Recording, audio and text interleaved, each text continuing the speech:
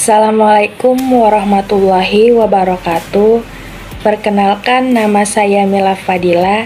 Saya dari jurusan Teknik Elektro, Program Studi Teknik Telekomunikasi. Nah, di video kali ini saya akan menjelaskan hasil presentasi saya mengenai HPA dan LPA. HPA atau High Power Amplifier merupakan penguat dari sinyal RF sebelum dipancarkan ke satelit melalui antena stasiun bumi. Input dari HPA adalah sinyal RF dari up converter dengan daya rendah. Setelah dikuatkan oleh HPA, sinyal RF tersebut mempunyai daya yang cukup untuk diberikan ke antena selanjutnya.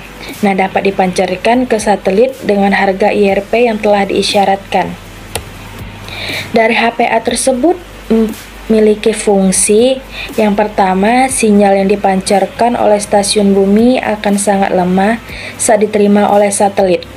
Nah, maksudnya pada C-band free space loss atau redaman lintasan untuk arah uplink lebih kurang sekitar 200 desibel dan untuk arah downlink lebih kurang sekitar 196 desibel. Oleh karena sebelum dipancarkan oleh antena bumi, maka terlebih dahulu sinyal harus diperkuat supaya nantinya masih dapat diterima oleh satelit. Nah, fungsi yang kedua, dengan menggunakan HPA, maka sinyal akan mencapai power level tertentu.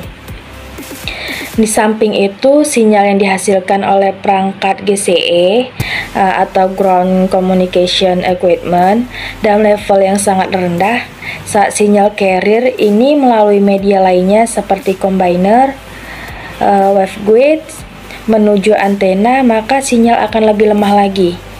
Nah, dengan menggunakan HPA, maka sinyal akan mencapai power level tertentu yang disebut ERP, sehingga nantinya masih dapat diterima oleh satelit.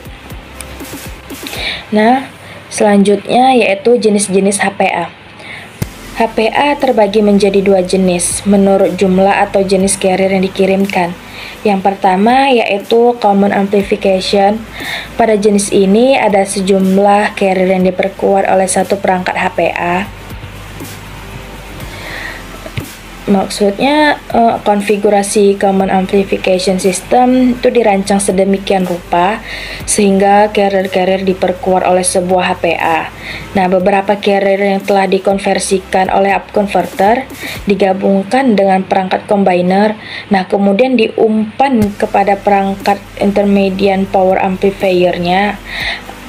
Terus kemudian diperkuat kembali oleh HPA untuk mencapai level yang diinginkan. Nah, dalam sistem ini diperlukan band frekuensi yang sangat lebar, yaitu sekitar 500 MHz. Nah, jenis yang kedua yaitu individual amplification.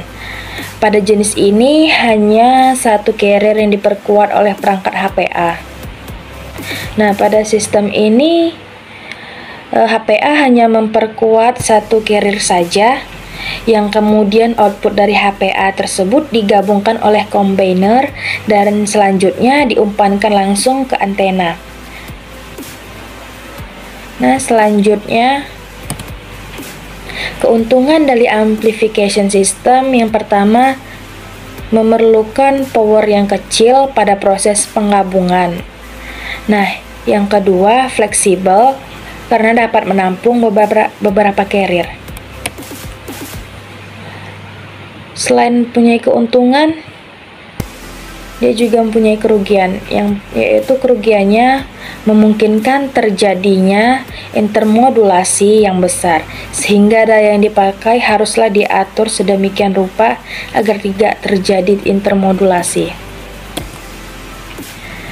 Nah, sekarang kita masuk ke LNA. LNA itu sendiri merupakan suatu penguat pada arah terima yang berfungsi untuk memperkuat sinyal yang diterima dari satelit ke antena stasiun bumi. Lalu LNA harus ditempatkan sedekat mungkin dengan antena. Hal ini dimaksudkan untuk mendapatkan gain to noise temperature ratio yang lebih baik. Nah, fungsi LNA itu sendiri terbagi menjadi dua. Yang pertama, penguat sinyal jika sinyal RF yang diterima sangat lemah. Nah, yang kedua, memperkecil daya noise sinyal yang diterima. Nah, jenis-jenis LNA. Ada dua jenis LNA yang digunakan dalam sistem komunikasi satelit. Yang pertama, LNA parametik. LNA ini dilengkapi dengan sebuah lokal control dan monitor jika terjadi gangguan pada LNA tersebut.